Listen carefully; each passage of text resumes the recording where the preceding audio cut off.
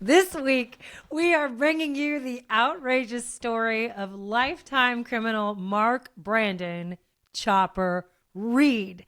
Now, this is an Australian classic, and I had never heard of it before. Mm-hmm. And it's pretty fun. Well, if our past Australian cases are any indication, y'all have some amazing, y'all have some wild ass country out there. This one is for all of our fabulous Aussie fans. Yes. We absolutely love you. You guys are really cool. Yeah, we this do story love Australians. Reminded me of you. For this episode, our main source was the 1991 book Chopper, From the Inside, The Confessions of Mark Brandon Reed. Now, this book was created from a series of 300 letters Chopper sent to John Sylvester and Andrew Rule for the Herald Sun starting in 1990. So it was this correspondence between Chopper Reed and these reporters. Okay. Now, here's the caveat. This guy is pretty notorious for embellishing and making stuff up. And so what I tried to do is use newspaper archives to create a timeline of crimes that Chopper was actually convicted of, and then sort of corroborate some of what he said, and then fill in the larger gaps with some fun stories from his book, anecdotes from his life, some things that he might have stretched. Okay, yeah, I hear what you're saying. So we're getting like the hard facts, but with like his own personal flair in between. Yeah, and his perspective on some of how these crimes went down. Yeah, and this story has been told a million times, like this game of telephone. There's one major thing I'll talk about that, as far as I can tell, is like just a mistake that was made somewhere in a news article that has just been parroted over and over and over again. So there's stuff like that, because it's older too. Like this is a 70s, 80s sort of situation. Man, this is really gearing up for like a prime Muriel's Murders episode. It's all my favorite things. The 70s were just out of control everywhere on the planet, Anyway, so I read that book. And then I also used like a 60 Minutes Australia interview that Chopper did about 2 weeks before his death in 2013. And then a bunch of other media that I just kind of watched because he's fascinating. Cool. Real crazy. Great. This is awesome.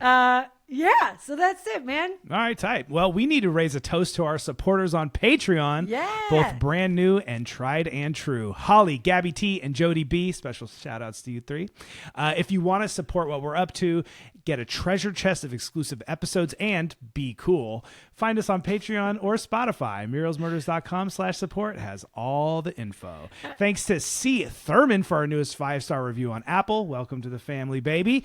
And check out the full video of this episode and all of our season 3 bangers on YouTube. Like and subscribe. We love your follows on TikTok and the likes and the comments and the reposts or whatever actually happens on TikTok. We're on there, baby. We're posting video clips and shit. So find us. And a big smooch to all of you who post about us online and share the show with the people in your lives. We love you. Lots of kisses. So handsome. All right. This is a true story involving murder, violence, drugs, adult themes, etc. So if any listeners are like Nick and they don't want to hear about those kind of things, please consider listening to a different podcast. And we do tend to curse because we're not perfect. And we do joke about this subject matter because that's how we deal with all things in life. So if you don't like those things, turn us off. All right, Nikki, are you ready to hear this story? No. Okay. Let's get started. We're starting this bad boy in 1978, Melbourne, Australia, at a restaurant considered to be a Melbourne institution. Mm-hmm. The Italian Waiters Club was founded back in 1947, and originally it was a spot where Italian waiters could go after work to eat and smoke and play cards. So my place. That's where I would have lived. I know. It's like kind of a speakeasy spot, not open to the public. What, were hella Italians just like migrating to Australia at the time or something? I don't know. All right. Well, there were some of them and they were waiters. And this is where they hung out. I love this story already. So over the years, other folks on the late shift joined the crowd, like cops and news reporters, anyone working late at night. And it eventually did open to the public. It's open now today. But in the 1970s, the place was just a classic, simple red sauce joint with cheap wine. You know, anyone could go, whatever. Anyone who knew about it could climb up the narrow stairway, push through the plain white door, and get some pasta. On the evening of March 31st in 1978, the little space was packed with a late-night Friday crowd. About 30 people eating and drinking and talking, sitting around chipped wooden tables. Around 1:15 a.m., two men busted through the door waving sawed-off shotguns. Come on. They were keyed up, upset, and disorganized, like they were forming a plan in real time, but had no idea how to get themselves out of this situation. They didn't even know where they were. They let everyone stand up. They separated the men from the women and then had them face the wall. And then they just went on a rampage. They destroyed the place. They tipped over the tables. They were breaking all the glassware. They poured wine and pasta sauce over some of the diners. They were just super freaking freaked out, right? Yeah. So, okay, it's just completely harshing the buzz. Yes. Amos Atkinson was 19 years old and full of beans, let me tell you, right? He'd just come off of a string of armed robberies in Melbourne, like these wild, chaotic robberies. During one, he was so jittery, he accidentally blew a hole in the ceiling with his shotgun. He was a wanted man, and that night, he had spent the evening armed to the teeth with his buddy Robert riding around Melbourne in the back of a taxi cab. Now, just by total coincidence, a police officer recognized Atkinson in the back of the taxi and was like, oh my God, that's, whatever, this crazy kid. Wanted criminal. Right. So, and he attempted to pull them over, and instead Atkinson forced the cabbie to drive further into the city at gunpoint while firing shots at the patrol car tailing them. So by the time they crash landed at Waiter's restaurant, Amos Atkinson and Robert had just come off a high-speed car chase gunfight with police. So, which have to be right behind them. The police are like also there now. So now they're trapped, right, in the Italian Waiters Club, surrounded by police with no way out and about 30 hostages and zero plan. The Waiters Club siege had begun. It's a hostage situation. Amos pulled a doctor out of the crowd of hostages and sent them to police with a single demand. He wanted the infamous Mark Chopper Reed released from prison in 24 hours, or he was going to start killing hostages. Now, the police definitely were not going to do that. They were not going to release Mark Chopper Reed. They did stall. So they started stalling. They stalled for hours, and Atkinson started getting jittery again. So he sent out a second hostage for his second demand. He wanted his mom. Mrs. Atkinson showed up like in the early morning hours in her pajamas, in her robe. She climbed the stairs all the way to the top to the Italian Waiters Club, went inside and beat her son in the head with her purse in front of everybody. That's amazing. Yeah, Okay, this is great. They're like, we will not let this guy out of jail. But your mom, actually, that's going to be great. Yeah, we'll bring her in. Could like beat his ass. She's like, I was going to. So after that, Amos Atkinson started releasing the hostages, and he was arrested a few hours later. So in the wake of this frenetic, unplanned, flailing failure of a criminal spectacular, one is left wondering, who was the inspiration? Who was this Mark Chopper Reed? All right, I'm going to tell you. Chopper was... I can't tell if you're just making fun of yourself at this point. I don't even know what you're doing. I just tried to make you laugh, and I know how. It doesn't matter why. You're right. I guess it doesn't. This is for you, Nick.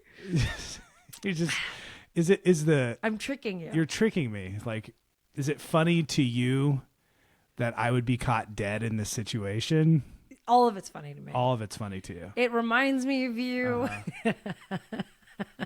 Also, I'm speaking in a way that you usually are like so annoyed by. I know. Well, that's what I'm not talking about the content of what you're talking about. I'm talking about how you're delivering it, what you're doing. I'm making a podcast tailor-made for you. But that part's not true. Yeah. No, I'm getting the responses I want. Exactly. It's tailor-made for you. You just told on yourself perfectly. Damn it. Okay. All right. So Chopper was referred to as a standover man. It's like a Australian term. I think an Australian and New Zealand term. Mm-hmm. So it's a guy in the criminal underworld who uses intimidation to extort money. So I kind of thought of it as what we know from mafia movies is like an enforcer, but they don't have a boss. They can just just really beat ass, right? Okay, so they're extortionists basically in their own muscle. And for Chopper, his method of intimidation was usually extreme violence. Over his career, Chopper Reed was shot, stabbed with knives and ice picks, had a claw hammer jammed in his skull, was ran over by a car and, beaten unconscious. And he gave as good as he got. Over the years, Chopper claimed to have maimed and killed a number of men, although that number shifts quite a lot depending on who he's talking to. He claimed like 19 or 20 and then later told the New York Times, quote, honestly, I haven't killed that many people. Probably like 4 to 7, depending on how you look at it. I told this to Nick. This is a story from my childhood. And reading his book was exactly like this night. And it was it was Christmas. And I was probably 12. And I'm hanging out with my dad. And my dad is like an absolute wild man and a character. And he has a ring with his initials on it. And they're clearly his initials, like the 3 letters of his name. And he spent an hour trying to convince me that he belonged to this like crazy, I think he said it was a Filipino street gang with the same initials as the ring. Yeah. And I knew, there's always this sort of thing where my dad says stuff and it's just obviously a lie. And then I find out it's true. And I still believe that ring was his initials and he was just like doing some sort of mind game with me. Yeah. But like, he came down, remember he stayed with us and he came down and he goes, you guys got a real big bee problem. Yeah. We were just like, what are you talking about? And then like the next day we realized there was like a beehive like up in the... No, he just has this way of saying things where you think he's absolutely bullshitting. Yeah. And then he's just right in the most shocking ways all the time, or just simple ways like that. It's like, why wouldn't you believe him when he said it? Anyways, how does this remind you of your dad? The whole thing, it's the same thing. You're always just kind of like, that can't be true. And then you go and read the news archives and like a huge part of it is true. Yeah, but then he'll say something else and you're like, that's definitely not true. And you can't find it anywhere. So, Okay. Anyway, it was very entertaining to read this book. All right. So Chopper said all the people that he claimed to killed or have like wounded were all criminals, no civilians. So they didn't count as actual murders. Right. Mm-hmm. He called himself a garbage disposal expert. Yeah, I mean, that's what I was going to say. It's like depending. It's like someone is going to kill him eventually. I'm the one that murdered him. So it depends. Does that really count as a murder? He has a lot of like squishy definitions of things. Yeah. He claims to have killed a man with a garden spade to the brain, to have permanently crippled men, injured them to the point where they needed colostomy bags. He was pretty well known, and this is, I think, true, for torturing folks by burning their toes off with a blowtorch or cutting them off with bolt cutters. Oh, he's a toe man. Yeah. Okay. And I think his official rap sheet starts at 1971 when he was around 17. Between the ages of 20 and 38, he spent all but 13 months of his life in prison. He served around 23 years in total for all kinds of stuff: assault, arson, madness with guns, impersonating an officer, armed robbery, you name it. Some toe choppings. Some burns. Okay. I don't know what's going on in Australia in the 70s. You could really just go around shooting people. As long as you didn't kill them, they're like, 2 years. Yeah. Like, I just was like, this seems very chaotic. So decades after the Italian waiters restaurant siege, Chopper became a best-selling author and a prolific writer. All in all, he wrote over a dozen books, including his first book, Chopper, which we used for this episode, and then subsequent titles such as How to Shoot Friends and Influence People. That's good. And Pulp Faction, Revenge of the Rabbit Kisser, and Other Jailhouse Stories. Does he think faction is like fiction but a fact? Yeah. Oh, for sure. It almost worked, Chopper. You almost had it, bro. I know, because it is a word. That's right. That means something else. It means something totally different. In 2000, he was the subject of the hit film, critically acclaimed film, Chopper, starring Eric Bana. Eric Bana, remember him? Oh, yeah. Yeah. Yeah. That was like a big thing. And he donated all his proceeds from that movie to Melbourne's Royal Children's Hospital. The book and film, based on his life, catapulted him to cult celebrity status. He was just this titillating maniac, covered in scars and tattoos, missing both of his ears and most of his teeth. He went on comedy tours. He released a rap album, which I'm going to play you a track of in a little while. He held exhibitions of his paintings. Who does that remind you of? Dream Life? This is a little Nick? bit of me. Okay, I know. Okay. Now, like I said, in all fairness, he was pretty known for making stuff up, embellishing stories, stealing stories. And, reading his book, Chopper, was hilarious in a very dark way. You can tell it's like part fact, part really trash talking people he doesn't like. Yeah. And then part psychopathic justifications for violence. But it is undeniably entertaining. And also, to be fair, he's known as like one of the scariest dudes in Australia in the 1970s and 80s. And he was the leader of one of the most savage prison gangs in the most famous prison in Australia at the time. So, yeah, I mean, some of it is fiction, but that fiction is probably based on some faction. Pretty good, Nick. I like it. All right. Mark Brandon Chopper Reed was born in 1954. And he said he had a strange and miserable childhood. His parents were married. I just have to say this. It's either 1954 or 1956. I feel like I wrote the wrong thing. It doesn't really matter. Don't fact check me. Yeah. All right. So he said he had a strange and miserable childhood. His parents were a married, like respectable, law-abiding suburban couple when he was born. But for some reason, from infancy to 18 months, he was kept in the Methodist baby home orphanage. And he doesn't kind of elaborate on that.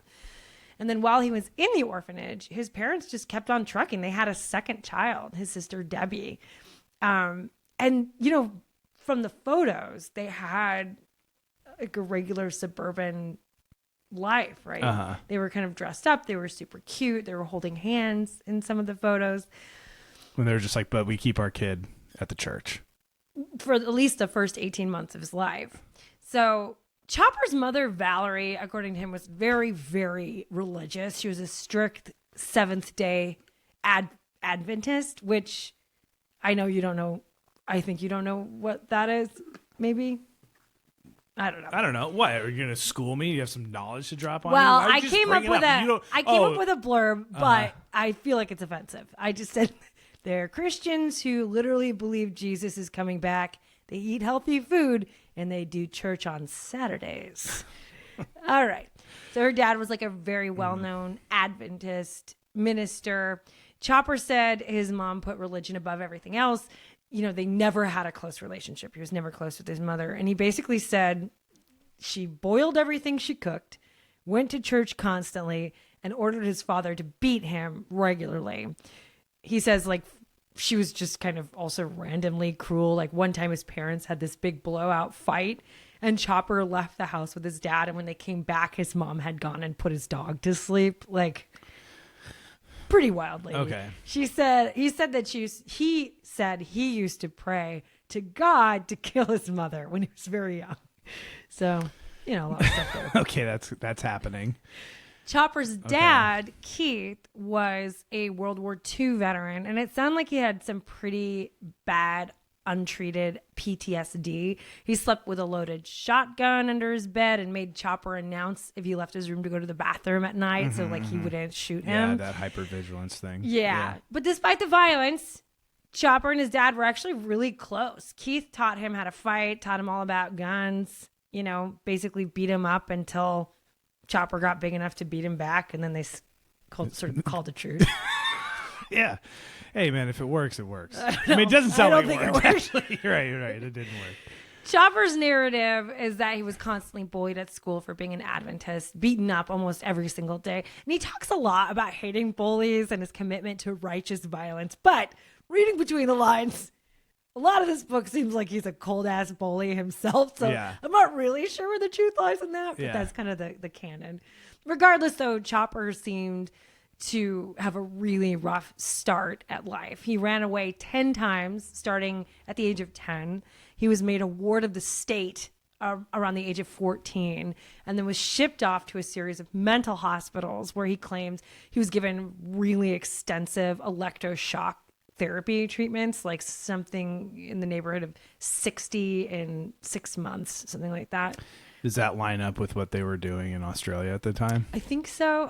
That's one thing I actually didn't check, but I think so. I mean, I don't know about Australia.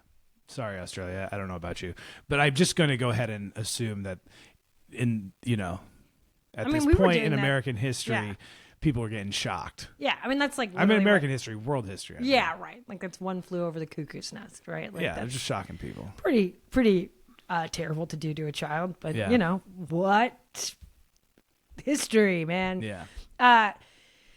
His parents fully kicked him out of the home at the age of 16, and then Keith and Valerie divorced 3 years later. At 16 years old, Chopper struck out on his own and formed a teen gang with some friends in Melbourne called the Surrey Road Gang. And their thing was mainly just fighting other gangs. Yeah. I think that's kind of normal. When you say it out loud, it's kind of like, wow, man, that's just the only thing. So they physically trained to fight. They lifted weights. They wrestled each other. And they were just like super ultra violent. They carried guns, hatchets, meat cleavers, iron bars. They used to there weren't very many of them compared to some other gangs in terms of bodies. And so they would go charging into groups with these World War I issue bayonets to try to jab at people.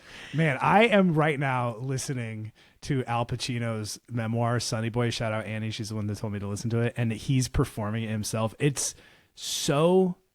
It feeds my soul on so many levels, and I can't get into it at all right now because we have a different podcast to do at the moment.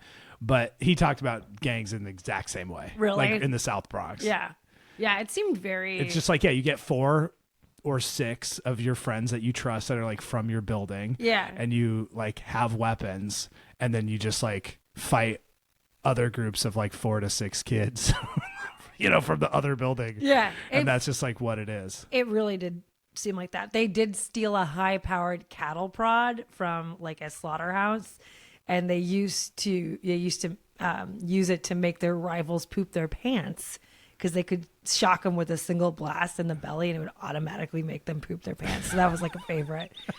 I don't know. I'm going to go with that. I bet that happened one time, and they got the reputation for that move, and then they just stuck with it. Well, here's another move. Okay. Chopper also kept a couple of carpet snakes in a sack that he called Reggie and Ronnie. And they're big snakes. They're not venomous or poisonous or whatever you call that, but they have a really bad bite. Their teeth are kind of angled backwards, so when they bite you, they can tear the flesh. Yeah. And he said that what they do is they'd like, if they could get a hold of one of their enemies, they'd hold them down and then like try to stick the snake in its face to see if it could make them bite, so like try to get them to bite these people in the face.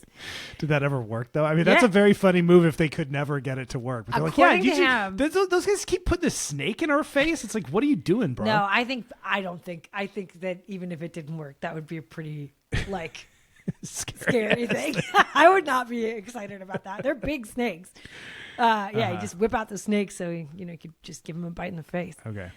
Chopper said working with the snakes was a delicate dance, and it all came to an end one time with one of the snakes bit his buddy Dave on the hand. So Dave chopped up the snakes with a meat cleaver. So to settle the score, Chopper, who was by then was the general of the gang, gave Dave a classic choice. He could either eat an entire pack of lit cigarettes and get a beating, or get shot in both the legs. This is exactly like Al Pacino's gang. They were constantly making each other eat gross things. So Dave chose option 1, and they ended up knocking out all his front teeth. Now, once Cowboy Johnny did something else to piss off the gang, right? Yeah. This was like an internal discipline thing. Yeah, right. And it's like getting DP'd or something. It's like when you get jumped. Anyways, keep going. Oh! I feel like I thought that was. You're right. There's a porn thing of DP'd, and I don't think it's like that. Well, I don't know the other one, so it's just like I don't know if you should say that. What? All right, so Cowboy Johnny did something to piss off the gang, and he chose option 2, right? So they shot him in both his legs, dug out the shot with a paring knife so they wouldn't get in trouble, and then just drove him to the hospital. For 3 years, this Surrey Road gang ran the streets with a lean and violent crew, terrorizing other teen gangs of Melbourne. And then over time, Chopper grew up. And by the age of 19, Chopper Reed realized he had never actually had a birthday party. Okay, so he wanted to throw a rager. He took all the furniture out of his apartment. He filled the bathtub with ice and booze, and he invited like 5 gangs without telling anyone the other gangs were coming, like rival gangs. Yeah. And he's like, you guys are my only friends. Then he put Cowboy Johnny on the roof with a rifle to shoot any party crashers and keep it like gangs only. And Chopper was really hyped up, ready to throw the party of a century. And no one came because this guy, Terry the Tank, had called around to see who was coming to the birthday party. And all the gangs found out that they had all been invited, and they figured the party would probably be a massacre. Yeah. So they decided not to come. So just his dad, a few guys from a friendly gang, and his friend Robin, whose dad was a cop, they were the only ones who showed up. And Chopper never threw another birthday party again. Poor baby. In the 1970s. Just for the record, that is way more savage than the shit Al Pacino and his friends were up to. I kind of figured, but not even close. There's like a mentality, but it's just like that's, level 20. I mean, my dad definitely grew up in the Bronx. Oh, I'm hearing this person honking out here. Yeah, they're pissed. This is usually what happens in our neighborhood. Yeah, they're laying on the horn. Okay, they're done. Right. Okay. My dad grew up in the Bronx, also in like the 50s and 60s. Oh, retaliatory horn. Everyone's honking. He grew up in the Bronx, and he has stories about how they would just have roving gangs from kids from their building. Yeah. But they would shoot each other with BB guns. And he was like, he was like, I used to sit up in a tree, and any kid with a shaved head, he'd just pop him in the head. And he could sit up all day in the tree and shoot kids in the back of the head with a BB gun. And there were some poop sandwiches involved. So it's basically all the same. There's always poop. Yeah. There's some poop in this story. Well, there's already been poop. They're cattle prodding the poop out of people. Oh, there's more. Good. That happens when they're all fully grown adult men. Yeah. Okay. All right. In the 1970s, Chopper pivoted from bashing other teenagers to coming up with ways to use violence to generate some cash flow, right? They didn't have any money. And he landed on a great moneymaker, robbing other criminals. They always had cash, and they couldn't go to police and cry about it, right? So he started robbing massage parlors and then moved up to robbing gambling parlors and bookies and finally drug dealers. Now, according to Chopper, selling drugs was a, quote, limp-wristed, girly way to make money. He thought it was way manlier to rob drug dealers than to sell drugs. Okay. So he saw himself, you know, he was saying, I'm the top of the criminal food chain, you know, really more than anything, a lone wolf. And then he also called himself a toe cutter. Now, the cash was great, but he also got a kick out of lighting the weed on fire and tossing the heroin on the ground, or like tossing it out to addicts on the street. He just thought, I don't care about your drugs. I'm going to take your money and destroy your drugs. Okay. And no one could rat at him because what were they going to do? Tell the cops Chopper Reed stole their drugs? You know, he was... No, it's foolproof plan. Completely foolproof. Yeah. All right. So time goes on. In 1974, Chopper caught some actual heavy prison time. He was captured by police and charged with armed robbery and a whole slew of other tomfoolery. And he landed in the gnarliest prison in Melbourne, Pentridge Prison. Now, that's not surprising to me at all. He sounds like the gnarliest of criminals. Yeah, well, that's where they were. Right. So I feel like, I don't know, I could be wrong. I feel like this prison was wildly unpoliced. Like, I don't know how they seem to be able to get away with so much in there. They got away with a lot. Okay. Anyway, in Pentridge, Chopper started the Overcoat Gang. And their thing was wearing long coats year-round to conceal all of their weapons.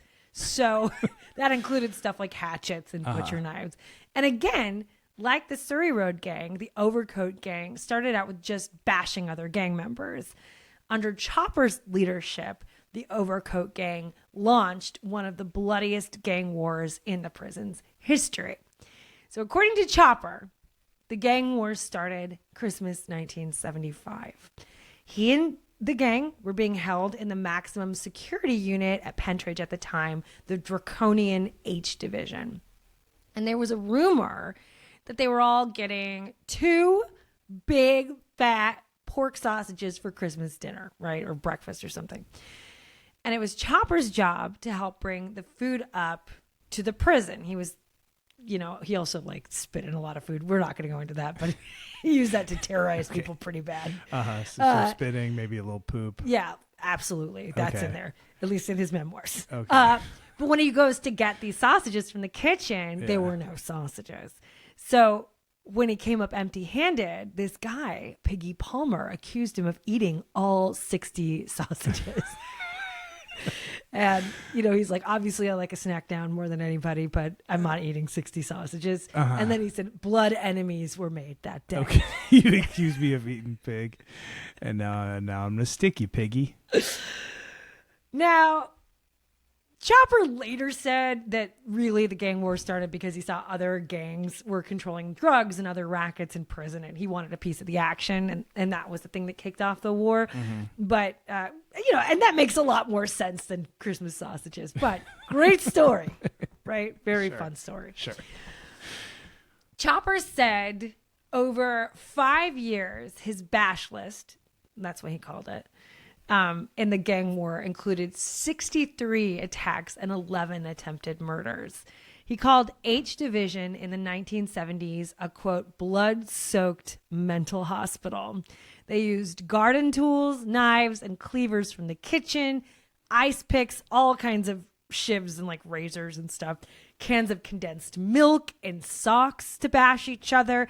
And they were always like using pepper to like blind each other before attacks. So there was a lot of pepper blinding. I don't know why that's funny. I don't know why, but it was funny to me too. And they'd be like, oh, the best is if you catch them in the shower and rub pepper in their eyes. And then they're like, and then you stab them. There's just some sort of blend of like, you know, it's almost teenager ninja-esque. pranks. They're young. You know, these guys are like 20, 18. You know, like they're very young. All right. In 1977, after almost 3 years of bloody gang wars, Chopper Reed was released from prison. He said in the 5 months that he was out, he shot 5 men, didn't kill him. He's just out there shooting people. And he attacked a man with needle-nosed pliers in broad daylight in front of a couple cops. So Chopper's version of that particular event is definitely one of those stories that make him seem like an awesome, cool guy who fights bullies with righteous violence, which make me think it's fake. Maybe I'm a cynic. But I always find when people like hype themselves up, sometimes those tend to be the most like fantasy-driven stories. Yeah, for sure. So anyway, his story was he was at the Prince George Hotel where he ate an entire porterhouse steak, which is really big, French fries, eggs, and mushrooms, and like 5 pints of beer for lunch. And then he went outside to enjoy the sunshine. Well, this is hilarious because his other story was that he couldn't eat 60 sausages. Well, now his stomach was stretched out because he really did eat those sausages.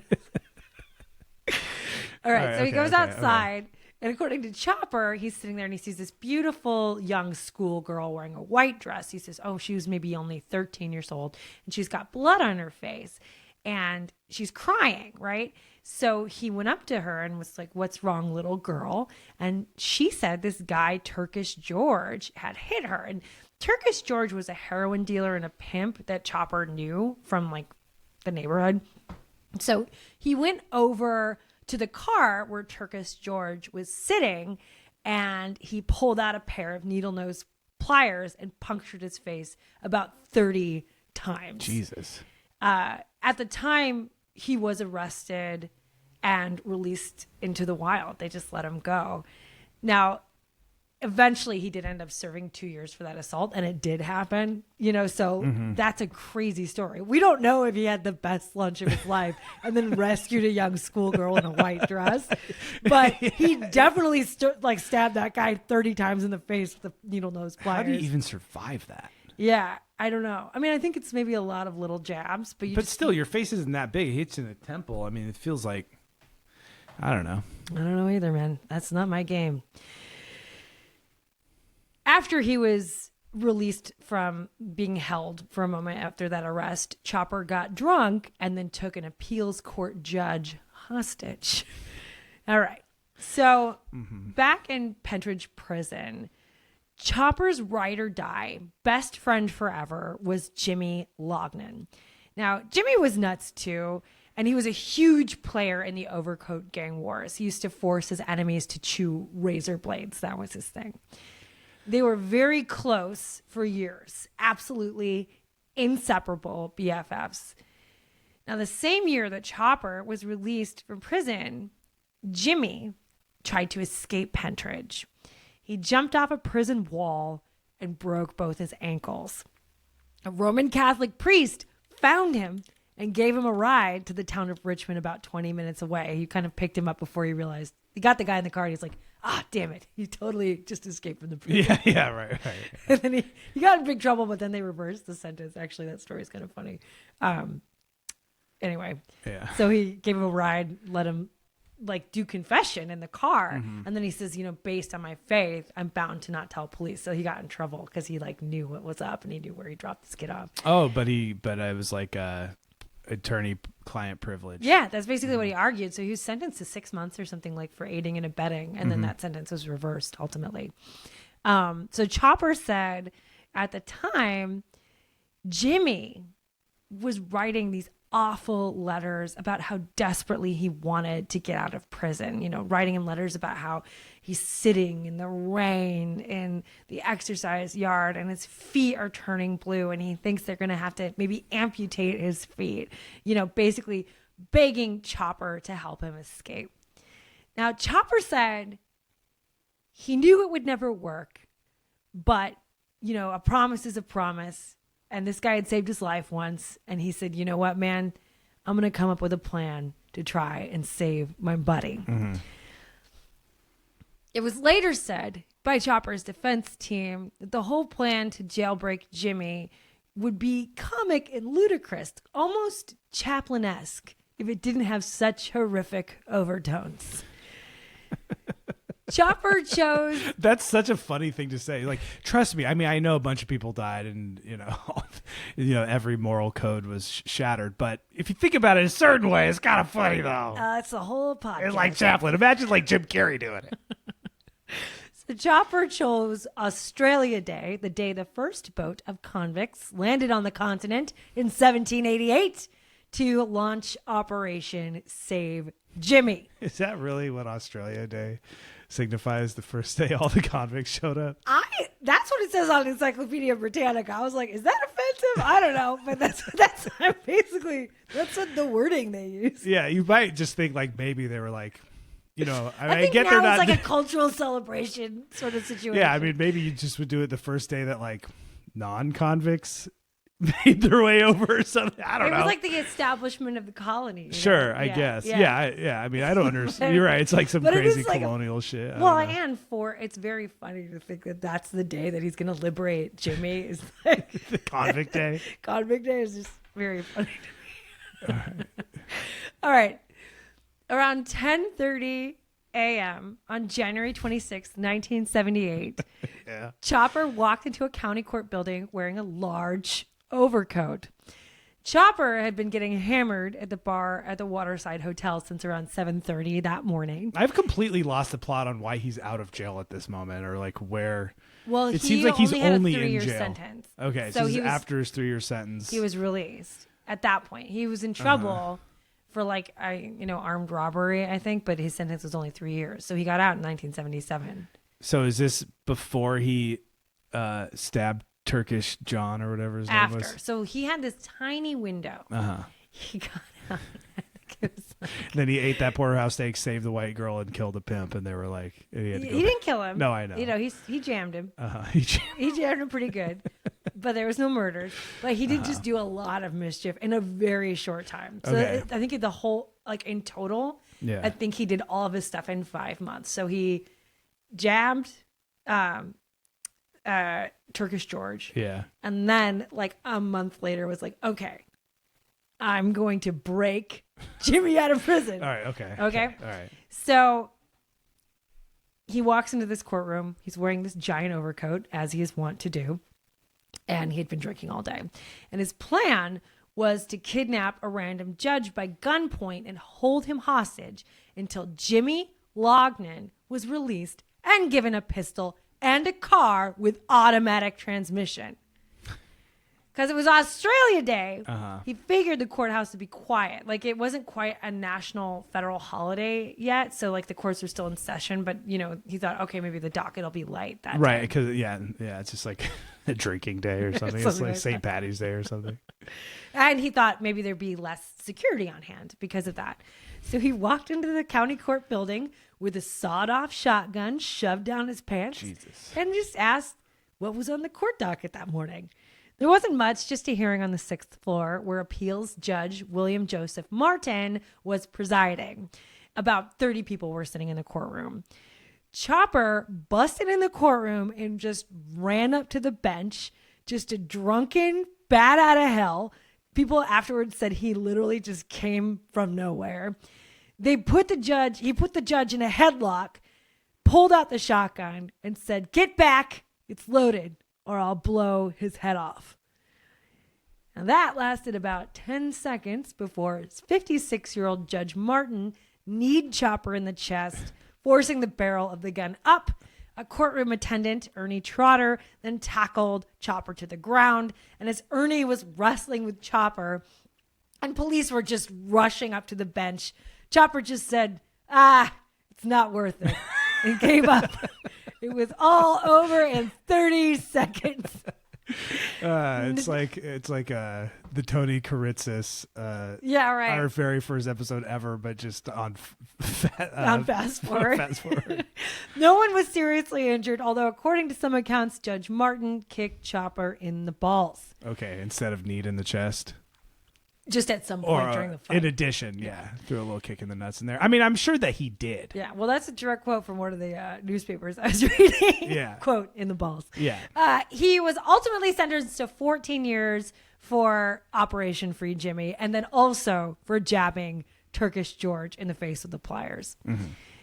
In February 1978, so this is just the next month after, like a few weeks after the Operation Free Jimmy, while Chopper was awaiting his trial, he was held back, sorry, I'm saying that again. In February 1978, while Chopper was awaiting his trial, he was held back at Pentridge in the H Division, right smack back in the middle of an explosive gang war. The death threats were getting out of hand. So Chopper requested a transfer to the mental health wing to basically avoid being ambushed and killed. So everyone wants to kill him. I mean, does everyone want to kill everybody, or is he like specifically? Yes. I think everybody wants to kill everybody. They really want to kill Chopper. He's, he's a huge pain, crazy, violent man. Right? Yeah, and he's kind of famous. And he's kind of famous. And they were like, man, you spit in my food that time. I'm going to kill you. But like legitimately, that's it, right? Right. His transfer was denied, so he asked a buddy to cut his ears off. I was really just about to be like, wait, where are we in the ear losing portion of this story? He wrote, quote, "They said there was no way I would be getting a transfer, so I made this simple decision, and that's ears off equals transfer. Believe me, it works." What? Okay, are you gonna go into details? Chopper figured Van Gogh did it, right? So it probably wasn't going to be that bad, wouldn't kill him, right? And he said his friend Kevin, he got his friend Kevin to do it with a razor blade. Yeah. He had Kevin do both ears because he thought he'd look like an idiot with just one ear. First, Kevin was taking forever, slicing his ears off in pieces, and it really, really hurt. And Chopper was like, "What are you doing?" And Kevin said, "Well, I'm trying to be gentle," right? And Chopper's just like, "Oh my God, just cut them off," right? So he did, and Chopper ended up bleeding absolutely. This is making my whole dick hurt. I just can't even hear about this. Bleeding absolutely everywhere, which was absolutely not a part of the plan. They weren't expecting that much blood. Guards noticed his ears were gone about a half an hour after lunchtime. Another prisoner found the ears and gave them to a guard who packed them on ice and sent them to the hospital along with Chopper in an ambulance. They sewed his ears back on, kind of, but there wasn't enough ear. It had to be a patch job. So Chopper just had knobby ear stumps for the rest of his life. Little Raggedy Ann ears. Okay, the transfer worked though? I don't understand. Yeah, then he got transferred to a mental health. He just cut off his ears. Oh, okay. They put him in the mental health. He's like, okay, so he was like, "Oh, I did this to myself." Yeah, get me out of here. I don't want to be an H. I'm not trying to get murdered. Did he try eating his own poop? It just seems like he jumped to cutting your ears off. I guess it's just so undeniable. Well, I think also there was this feeling that if Van Gogh did it, like it's probably not like that hard because he was an artist or something. Like it's like, okay, well that guy did it. It's not like it's not a big deal. He's just a pansy artist. Right. It's like, I mean, I get that he's tougher than drug dealers, but it's not like he's that tough. Van Gogh? Yeah. Yeah, I didn't know that. All right. So I think we're missing each other, but it's fine. Wait, explain it. No, the joke was that Van Gogh is a pansy artist, but still tougher than drug dealers. Oh, right. And the hierarchy of toughness. Of his mind. Yeah. Yeah. Yeah, that could be true. Yeah, I mean, it was a good joke, too, so I'm really glad it got explained. And, I mean, pretty much for everybody else, it landed twice.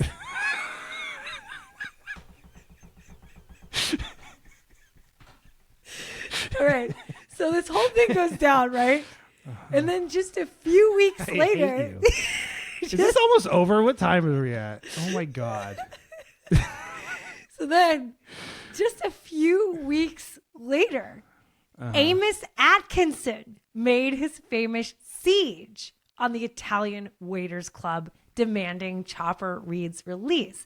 Now, it turns out Chopper's drunken Operation Free Jimmy thing was the inspiration behind the Waiters Restaurant siege. And as far as I can tell, Amos Atkinson and Chopper Reed had never even met at that point. Chopper was just infamous, and Atkinson loved gangsters, like according to his mom talking to the newspapers. Now, after she beat him up. She's like, this dumbass is trying to copy Copper Reed.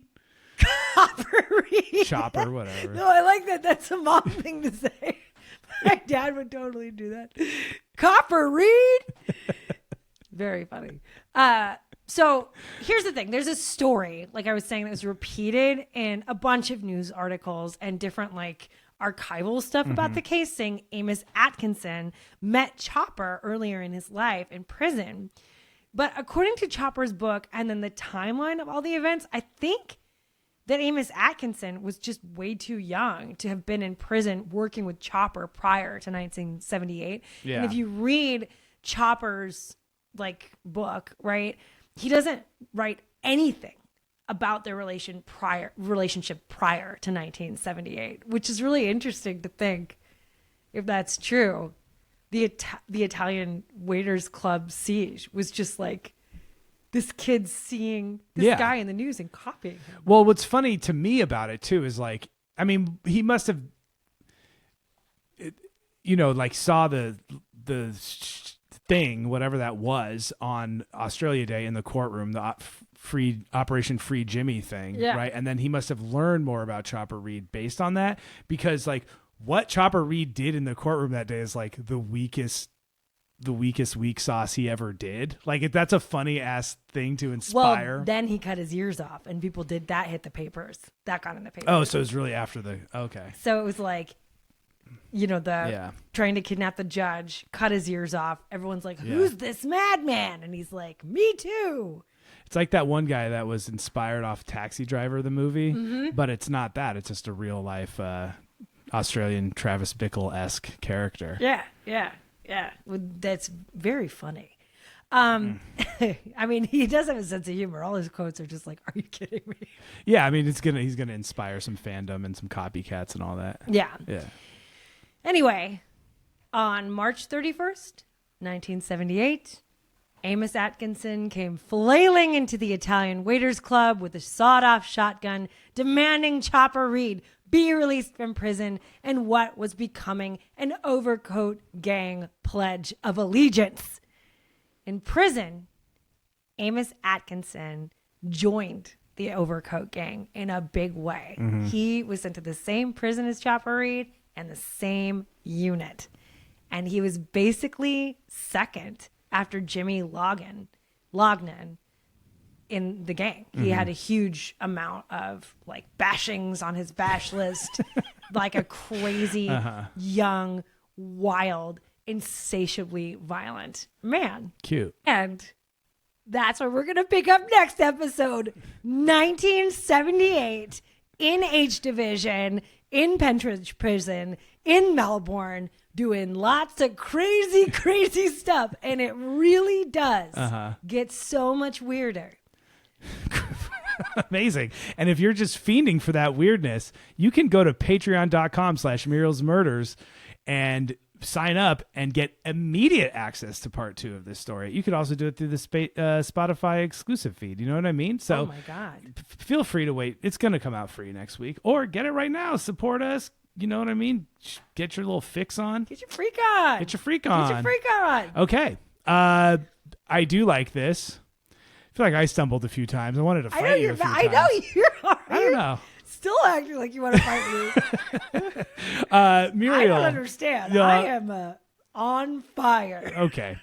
The woman Aflame did all the research. She did the writing. She did the hosting. I did the editing and the producing and the uploading and all that kind of stuff. Find us on social media.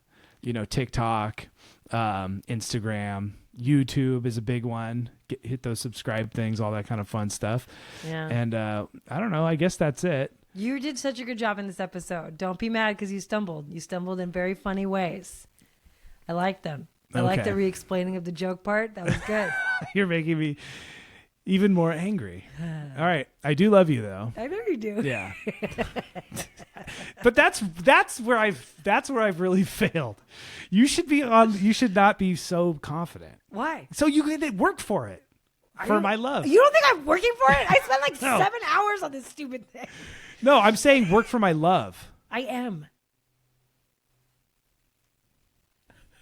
Okay, that's it. Bye, everyone.